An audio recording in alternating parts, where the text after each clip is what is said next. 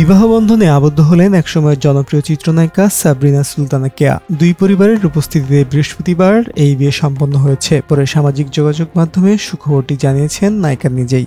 জানা গেছে, কেয়ার স্বামীর নাম মোস্তাক কিবরিয়া। তিনি পেশায় একজন ব্যবসায়ী।